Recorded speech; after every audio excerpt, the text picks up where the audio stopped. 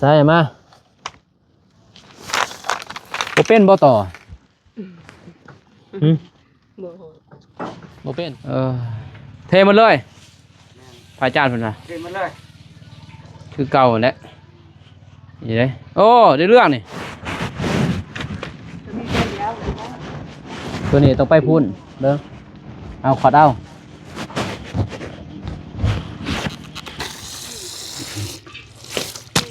ต้องเรียบร้อย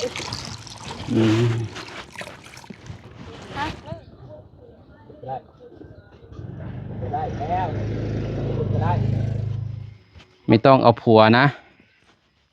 เฮ็ดเองก็ได้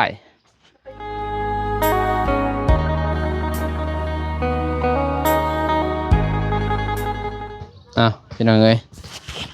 เปิดภาพมาบัดนี้มาเพื่อนน้องพินน้องจะทายคือเก่าพี่น้องเนาะแล้วก็สิออกเดินทางพุ่นแหละไปบ้านน้องเมฆอีกมื้อนี้ก็เลยว่ามาแต่เช้าๆแน่พี่เนาะเข้ามาหาน้องเพิ่นพอเห็น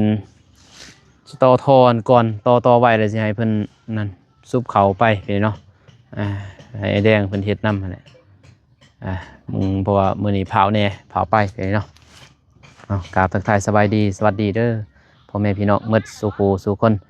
กันยินดีต้อนรับเข้าสู่2 มนุษย์พี่น้องเอ้ยเนาะมื้อนี้ก็มากับน้องเมฆแม่ยังมาโทรหาบ่สายแม่เอามาครัวกับพริกครัวเนี่ยอยู่เฮือนเฮ็ดอีสังเฮ็ดก้อยหมูปลาโทสบายเด้อกันโดยสบายดีเด้อปลาคิวพี่น้องเอ้ยบ่เห็นหน้าเห็นตาดนเนาะเอาเข้าครัวกับมักพริกครัวในเฮือนเพิ่นมักสิเซ็นคลิปโอเคสิไปนั่นก็เด้อได้ไปพี่น้องเอ้ยโอ้ยโอ้ตอนนี้ก็ยังทันนั้นสังกะสีก็มาเลยเนาะมาไว้เมื่อเรียบร้อยแต่ว่าไอ้แดงนั่นก่อนให้ไอ้แดงเฮ็ดนั่นก่อนไปเนาะให้มันแล้วสบายดีเด้อโดยสบายดี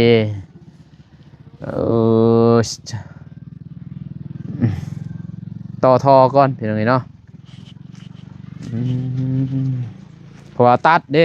บ่าวนุ่งตัดบ่ตัดบ่ได้ใส่รถอันเจ้าบ่มันจะเป็นนี่สิแบกมากบ่ได้เด้ต่อตัวนี้เนาะ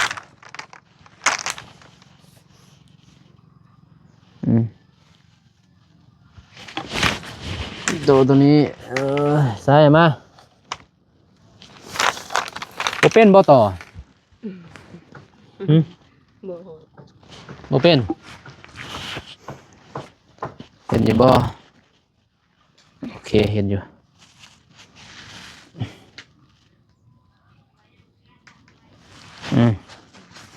บ่ใส่กาวบ่ใส่แล้วเว้ยบ่ใส่มันคือหัวเลยมาเบิ่งนี่ตะปูไม่งัดโอ้ติด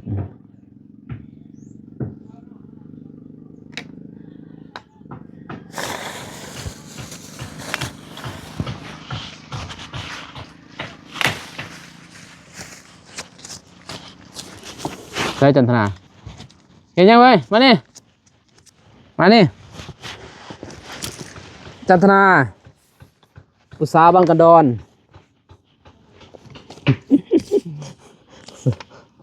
เป็นบอกเห็นอะไรนี่อ้าวนี่นี่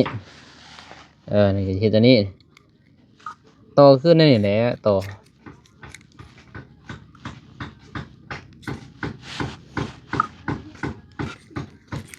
คิดว่าเขายังสบายดีตัวอีกสวัสดีป้าลุงไว้สบายดีป้าลุงนี่เห็นบ่ปึ๊บจะอันนี้จะนี่เอาได้หนึ่งแล้วไปตากแดดไว้จนนั้นไปตอนบ่ตัดกูเตอร์อีกเขาบ่หายบ่เขาตัดบ่ไปเปลี่ยนไปโอ้เพราะมันบ่แม่นนั่นเนาะมันบ่แม่น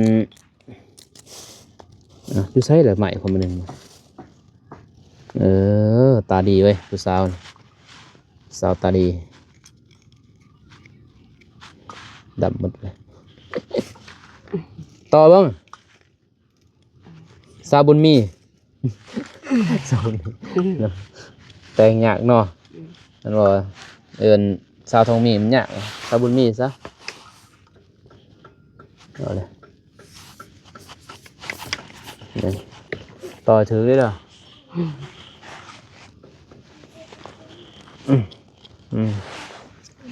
ตัวนี้นี่ตัวนี้จะบอกมาได้ไหม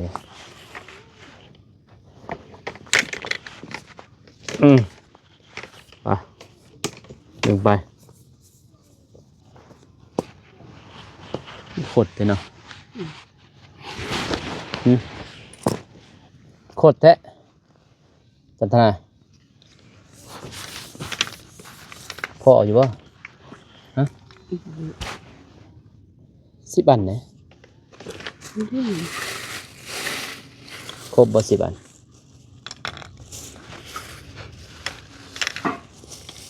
ใส่ต่อตอนนี้เริ่มเนี่ยคือเราบ่เอาตัวหนึ่งมาซุปบริต่อตอนนั้นเอาปากตัวหนึ่งปากใหญ่ตัวหนึ่งปากน้อยจังหวะเนาะ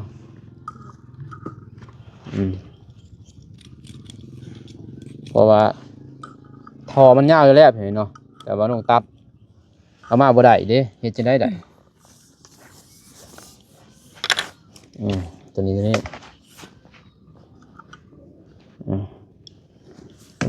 ฮ็ดยังบ่เป็นแน่นบ่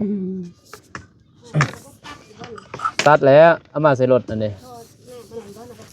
เด้อบ่ตัดบ่ได้เนาะคือมาบ่ได้เด้ก็เลยตัดไม่ยังเว้ยทูอยู่มาท่านี่ทูอยู่ให้เบอร์ได้อยู่พุ่นไปอยู่น้ำป่าไปบอกคือทูอยู่เลยอยู่น่าใครเอาไปเบยทูอยู่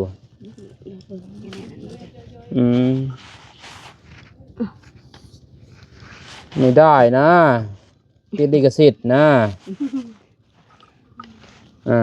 แต่พรก็เปิดเพลงเลยอย่างพี่น้องหนุ่มก็มาทางนี้ซะมาอยู่รบกวนล่ะโมเดลAIเขาฟังมันคือเพลง AI ตัวเสื่อมเอาเงินอันนี้ต่อบท เก่ง บอก ทุกด้านนี่ เอ้าต่อมาเลยแล้วนี่คิดว่าต่อหมดเป็นเพียงเขาได้ตัดตัดก็ตัดเลยมันตัดอย่างนี้ต่อใจคิดว่าแต่หน้าบ้านเท่านี้บอกเขาไปเลยมันตัดอยู่หันบ่มันเพื่อตัดอีกโอเคเดี๋ยวตัดได้1 2 3 4 5 6 6เลยเนาะเอาพอดีแล้วตัวนี้เลย6 7 8เอา8 อัน8 อันปลา2เนาะไม่ยังเป็นตาหยานนี่เว้ยมันสิถึงอยู่บ่เอาไปต่อจะไปย่างเบิ้งเอาย่างเบิ้งเลยไปย่างเลยหรอเอาปากตัวนี้ไปทางพุ่นเด้อปากตัวนี้ไปซื้อพุ่นเลยเจ้าบ่ปากตัวนี้ไปทางพุ่นหมด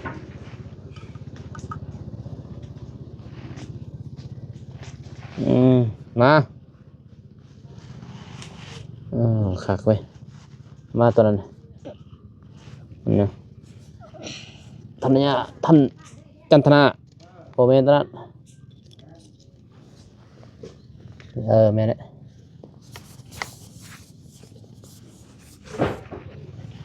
ต่อน้ำต่อในมีบ่สร้างต่อไผ่ฮะมีบ่เดี๋ยวทำแม่จังก่อนจังหน่อยเอาอัดเอาตัวอัดเสียดาย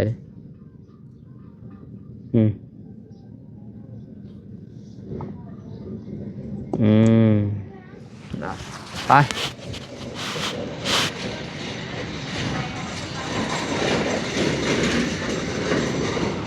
ไป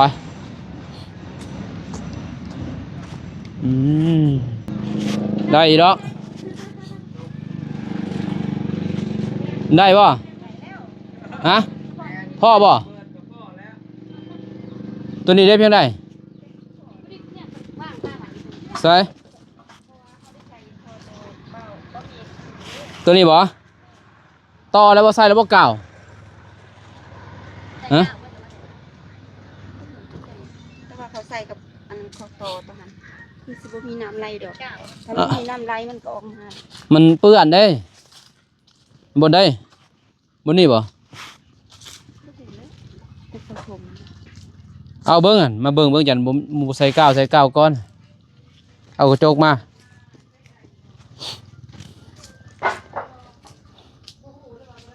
พอจูหันมันยากเลยเนาะโค้งไปนะ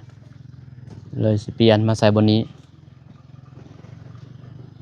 ยังไปพุ่น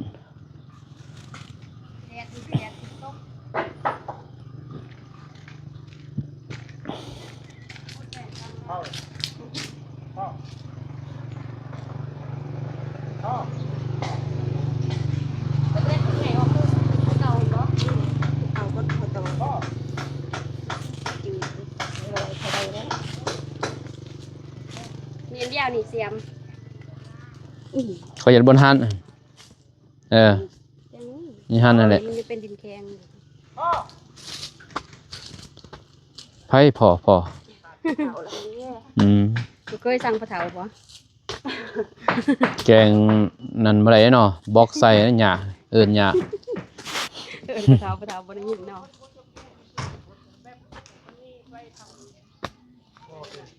เอิ้นหญ้าแกงใส่ได้เหรอ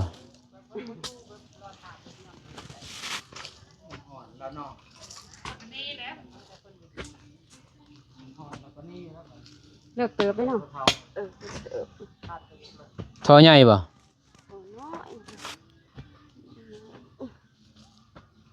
แต่ว่าทางเข้าไปเจ็บจบแตกช็อตแค่มันเห็นโอ้ แม่น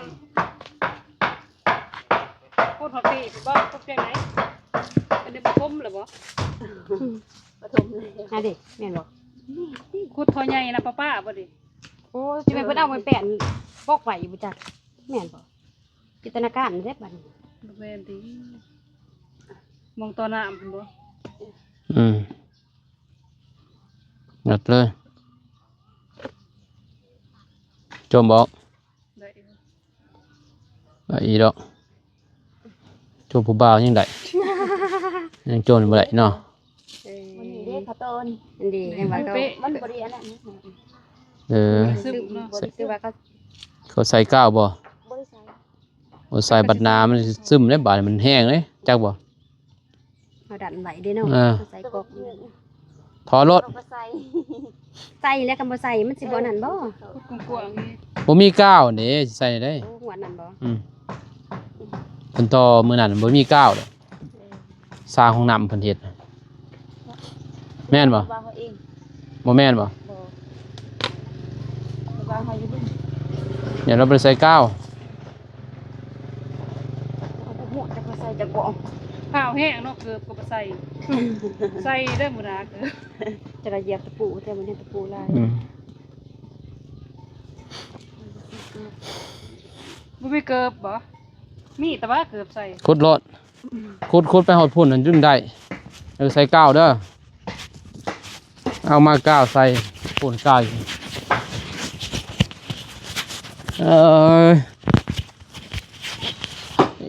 เด้แก้แล้วบ่ใส่ซีเด้บ่ได้มาบ่จังว่าคนรถมากำลังเรียน สบายได้เด้อเทหมดเลย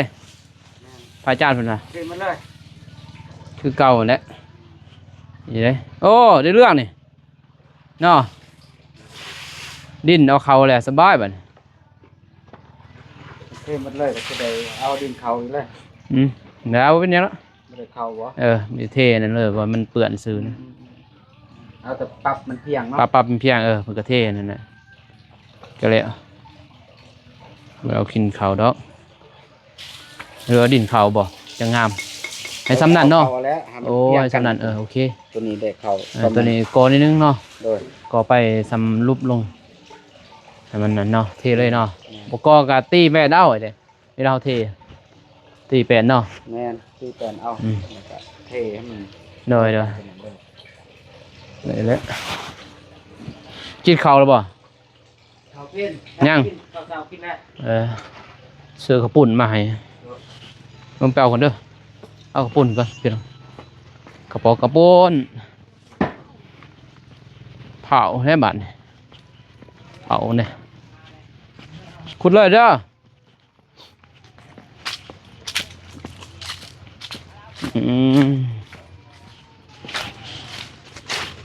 อันนี้ก็เช็ดก้อยบ่โอ้เช็ดก้อย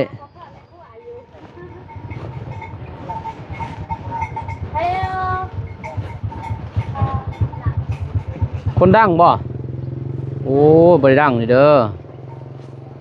ไอ้บริดังนะคนดังเล็กน้อยเล็กน้อยไม่ได้บาทนี่สิจับอยู่ไหนพี่ ยัง เด้ สบายดี เด้อย่างตรงหนึ่งได้บ่เปิดเต้แต่ซื้อไปเลยเอาเบาไปโดยสบายดีกำลังมา เดี๋ยวไปสั่งนั่นไม่เสยละให้น้องกิน เอาไม่สลายบ่ เอาไอ้สั่ง ยังเท่าไรจักตับ 16 ตับบ่ เดี๋ยวไอ้แดงว่า16โทรถาม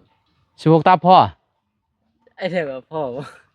จัก อ๋อ พ่อ มีงบบ่ เลยมีงบ ทาง แต่ว่างบว่าสิซื้อสังกะสีแต่อ้ายซื้อแล้วก็เลยทำ เออ ก็เลยมันบ่พอก็เลยซื้อไม้สดาเลยวันนี้ แต่ว่ายังเหลืออยู่ตอนนี้ยังเหลืออยู่5ล้านป้าย หาหลาดป้าย โดย อ้าวมันกับพ่อได้บัดนี่ โดยพ่อ เออ ก็ได้ยินทางอ้ายก็ว่า20เท่านี้ก็10ป้าย แจ้งแล้วบ่ผู้ใหญ่แจ้งแล้วบ่นั่น FC เพิ่น โดย เอาลงแล้ว หมู่บ้านมา เออ กำลังจะ FC เพิ่นน่าจะ ก็ดีแล้วนั่นพ่อแล้วนั่น พอดีงามเลย เพราะว่าทางบ่อนุ่งก็ยังตอนนี้ผู้ที่พ่อนะ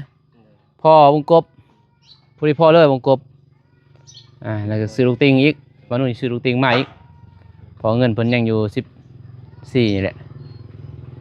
กับพ่อแล้วกัน ผู้ใหญ่เป็นว่าให้ซื้อสังกะสีเดี๋ยวมาปุ๊บเห็นสังกะสี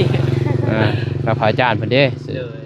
แต่ต้องแจ้งก่อนรอดนั่นน่ะแล้วก็ติดต่อหาอ้ายกันนั่นน่ะ เลย อันนี้เงียบเดี๋ยวบ่ฮู้เด้เนาะก็ดีกันพอดีแล้วเนาะคือเราสิบ่แล้วบาทเงินพอดีพ่อไปเนาะ ปลายหล่นๆเนาะ กับพ่อแล้วกันน่ะพอดีพ่อเลยไปอัปเดตรถจะได้กลับได้จะไปห้องบ้านก่อนบ่ มีแต่สิหาทางอันนั้นมาก่อน โอเคจะมาเป็นกะสีท้ายเลย เดี๋ยวไปแล้ว16ตับพ่อบ่ ไอ้แดงว่า16บ่ หรือว่า24ตับ 24บ่ ไปถามเบิ่งไปถามก่อนหั่นจังหน่อยเจ้าสร้างใหม่ได้เพิ่นบ่ทันมาฮอด ไฟแดงจักตับไม่สละฮะพ่อบ่อ้าวคือว่า24บ่แม่นบ่พ่อ สิโอ้ไปว่าวันนั้นเนาะ ฮะอยู่เด้ ที่เห็นแล้ว16พ่อแล้วโอ้ตัวก็งง โทรสั่งแม่มีเบอร์บ่ เบอร์บ่มีเลยมีแต่เบอร์หานตะทอง ตาย อ้าวเพิ่นบ่ให้บ่บิน ยัง น้ำลาย เพิ่นเอาแต่เบอร์ข่อยไป ของน้องนี่เพราะว่า28เนาะ น้ำข่อยนี่อยู่กันประหารเจ๊เบาะคนได้ ลง โทรรถ เบอร์ทองโทรเบิ่ง โทรสั่งเติมอีกว่าจาก16มาเป็น24 24ตับหนึงเท่าไหร่ กับ380,000 ก็ถึกอยู่ผู้ดีแล้ว380,000มึงถึกอยู่9ล้านป้ายแต่เงินนำเบาสายเท่าไหร่ 12ล้าน ก็พี่พ่อ9ล้านป้ายดิ ลงกัน ข่อยเว้าอยู่ ทางขายได้แล้วตอนเสาร์มาเตะ16คนเอาเปิดแม่นบ่ คอยก็ยังบ่เคยซื้อนะไปเอาเลย 16ตับโอ้โห เออ เด้อ มันบ่ได้พอแล้วว่าตัวนี้ยังว่า27 28น่ะตัวนี้ สแปด แต่น้อง อืม น้องจะห้ามเขาจะ เออ เขาบ่ได้ขั้นห้องเด้ บริการได้ตัวนี้ แต่ว่าทาง FC เพิ่นก็ให้คันห้องนึงแต่ว่า มีคันได้สิ อืมก็เบิ่งก่อนถ้าเรือจะคันเนาะ ให้ขั้นก็สิพ่อแล้ว คันก็บ่เป็นเต้บ่ต้องได้ซื้อเพิ่มอีกในวงประตู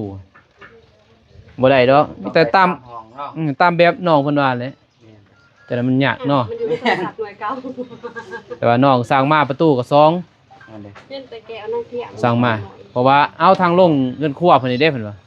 คันว่า FC เพิ่นว่าน้ำลังแล้วก็จังสั่งมา เออ น้ำลังอีก กำลังแต่เนาะไอ้แดงคิดได้หมดนะบ่ยากดอกบ่ก็โตเลยบ่เห็นบ่ มันอยู่ในโทรศัพท์เครื่องเก่า เสร็จบาท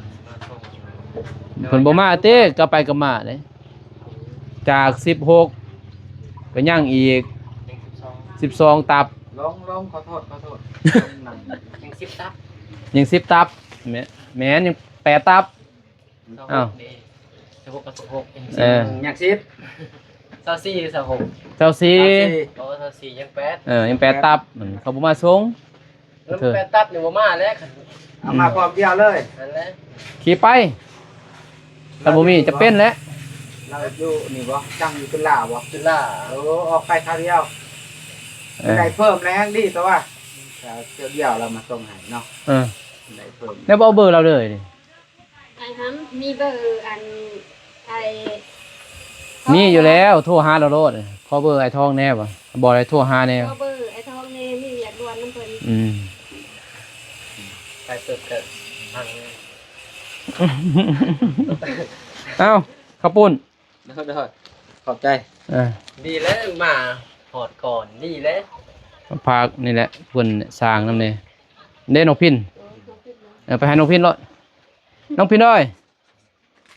เอาของพากได้นี่ ทำไมเสลามาหอดยกเลย สบายดีเด้อ โดยสบายดี ขอบใจหลายเด้อ อ่าข้าวปุ้นเอาให้นั่นเด้อเจ้าจะกินจ้ะจะกินบ่ได้ คุณบ่ได้ได้เพิ่นเนาะ เออ คือเจ็บสัน กินบ่ได้จ้ะไปให้แม่บ่มีผัวเด้บ่มีผัวต้องแอบเนาะพี่น้องเนาะเฮ็ดแล้วทองมีต้องเก่งนะสู้ๆเพื่อลูกอย่าเฮ็ดแฮงได้ฮักได้ คอยด้วย โอ้โคตรไปทางหน้าไปโคตรวิเฮ็ดนะเว้ยแต่งโตบักคักเบิ่ง เพื่อ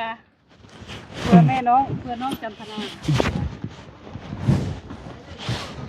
อย่าลืมเด้บัดเอาผัวเด้ออย่าลืมอ้ายเด้มันบ่ บ่เอาเด้ โอ้ยบัดเอาแล้วอย่าลืมเด้เดี๋ยวต้อง ตอนบ่ ให้ตอนได้บ่ให้กระดูกเด้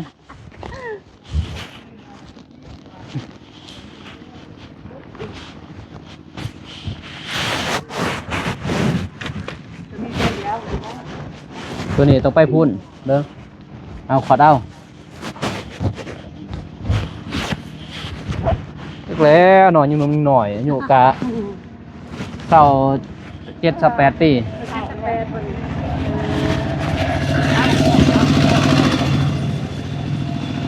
7-8 ปีกูก็อยู่เรื่อยอย่างเนี้ยเห็นว่าทอดแจ่วไม่ทำได้บูฮู้บ่เอาขึ้น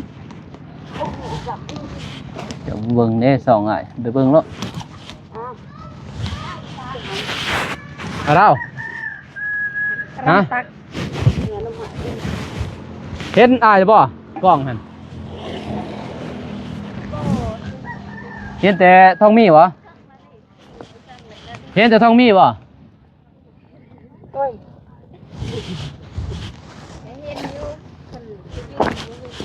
อย่าแล้ว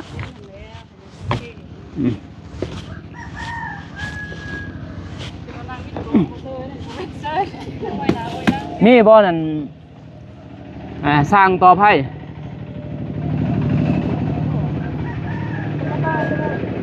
แล้วเป็นบ่แลนแลนนี้เป็นบ่คักบ่ละแลนไฟเฮือนยังนี่ กับบ่ฮู้แต่ว่าจังไดก็ใส่กระเป๋า ใส่แต่เพิ่นหมดบ้านนี่ ก็บ่แม่นหมดปะ มีบ่เขาผู้ แบบว่าพี่น้องเขาเองก็มาใส่เพิ่น โอ้ บางเทื่อเฮานี่แต่ใส่เพิ่นเบิ่งเห็นเขาใส่กระเพิ่นนั่นแหละ เพราะว่านี่นะนี่ตรงยั่งนี่ดีๆนี่บ่อยากเฮ็ดนั่นน่ะใช่บ่ แม่น อ่าแล้วต่อดีๆคือคักจะบ่ต่อเสื้อน้องพินแล้วก็ย่างมานี้จะบ่มันย่างเสื้อน้องน่ะให้แล่นเสื้อนก่อนให้มันคักก่อน เพื่อจะใส่แสดงเป็นอย่างนั้น แล่นสายไฟดอกนอกนี่1ดอกใน2คนละห้องเด้แล้วก็ล่าง1ในขึ้นครัว1ห้องน้ำ1หั่นนี่ 5ดอก จะบ่5ดอกให้แล่นสายไฟก็คักใส่ปิกเกอร์ข้างแน่จะบ่เปิดปิดข้างแน่แล้วก็ใส่ปลั๊กเสียบข้างแน่นะให้เราเฮ็ดละเอียดมันงาม จะขึ้น คือสร้างอ่ะแหละให้มันงามถึงมันคักอะนะ ใส่สวิตช์เอา คือแทกให้มันมันคงบ่ให้เสียบแบบนั้นเจ้าบ่ฟ้าอาจารย์เพิ่นบอกก็เลยว่าสิให้เจ้าหาถ้ามีแล้วก็สิซื้อมาสายไฟแล้วก็ดอกไฟหยังให้ครบสุดเจ้าบ่ให้เฮ็ดอันนั้นญาติเพิ่นว่า เนื้อต้นเต็มเลยงานเราเบิ่งเราได้ เฮ็ดได้ก็สิเว้านำอาจารย์เพิ่นพระอาจารย์เพิ่นว่าเพิ่นจะเอาขามือซำใดทำต่อซื่อนะต่อแล่นเท่านั้นแหละเราน้องก็ได้อยู่แต่มันบ่มีเวลาเพียงเพื่อนน้องสลีก็ใส่เองนั่นแหละบ่ใส่ก้าวบ่ได้ดอกอันนี้เอ้า เฮียเลย ลองดึงเบิ่งว่านี่ได้อยู่บ่ เสียบหนาเป็นนั่นสร้างไปซับเนาะก็ได้ บ่ได้บ่แนวนี้กินเลยน้ำตัวนี้กินบ่กิน ทั้งกินทั้งอาบมันเลย โอ้ถึงกินถึงอาบตัวนี้เลยพี่น้องเอ้ยมันก็เบิ่งติบ่ได้ใส่ก้าวมันก็ซึมเลย เบิดตัวโคโตคือต้องเขาคัดเลย ใช่ เราไล่บ่แม่นตัวมองโคโตมองโคโต มันก็ต้อง โคตอนบ่ไหล เขาคัด มันยังแน่นเด้ฉะนั้นบ่แน่นดอกมันดันเนาะ ปกติก็ขั้นใส่แบบนี้ก็ต้องใส่ก้าวน้ำหั่นแหละ อืมเพราะฉะนั้นเราใส่แล้วก้าว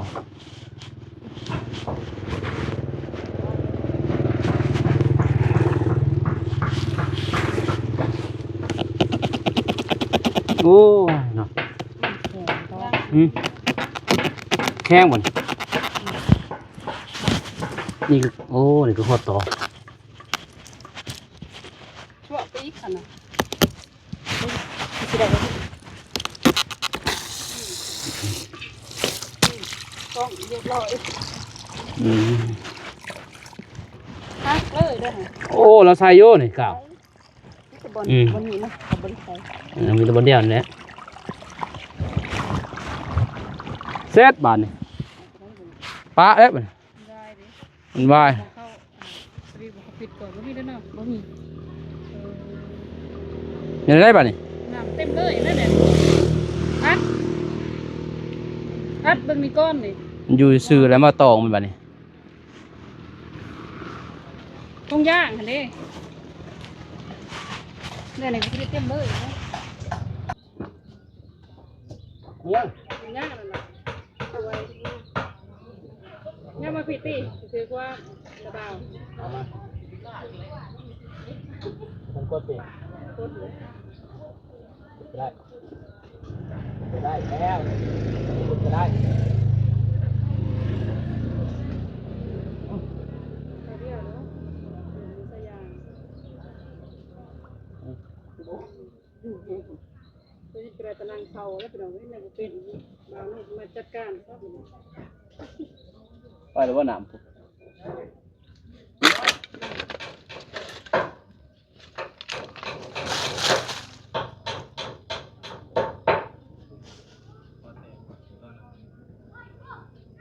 อ้าวน้ำคู่ไปหืม มันสิบ่ไปบ่ นี่เหลือน้ำจุ้งมันเบลอคอน้ำมันเป็นย่านน้ำซัดแล้ว โอ้เป็นซุป ชอบตัวนี้เด้อ เนาะ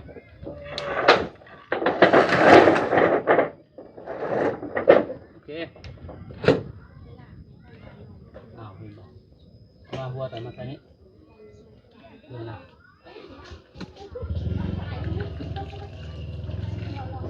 ไอ้คนบ่เอามีดมา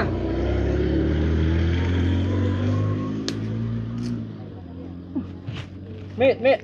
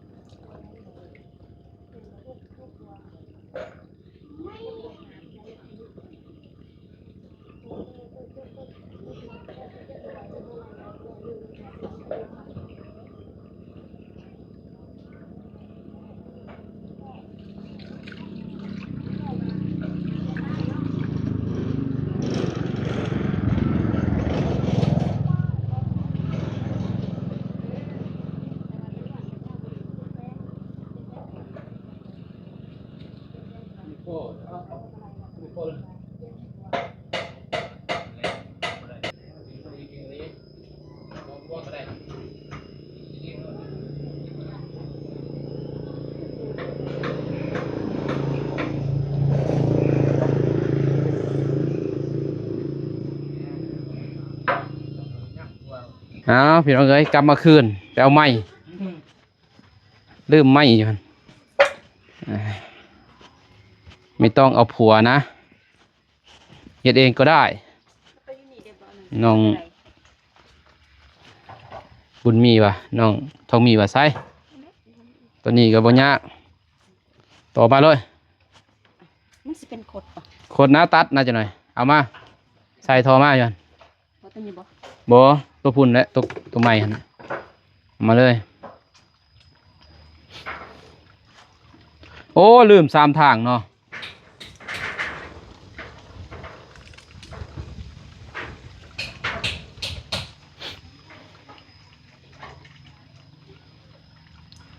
ลืมสื่อ3ทางลืมสื่อ3ทางจิตอนี่ ตามทางยังจะได้จังหวะ ยัง ยังบ่ยังก็มาไปพี่น้องเอ้ยวันนู้นก็สิเดินทางก่อนเพราะมันฝนก็ตกเลยมีแต่บะมิกทายอยู่นี้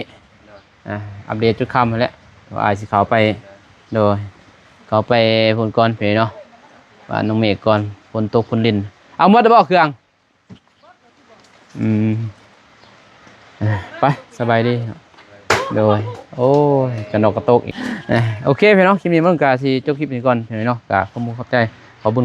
ทางผู้ใหญ่ใจบุญทุกท่านเนาะที่เขาติดตามรับชมแล้วก็ให้กำลังใจบรรลุตลอดมาขอให้ FC และผู้ใหญ่ทุกท่านอยู่ดีมีแห้งเมื่อสู่คู่สุขคนเด้อพี่น้องเด้อพบกันใหม่คลิปหน้าคลิปนี้ขอกล่าวคำว่าสบายดีพี่น้องเนาะไปบ๊ายบาย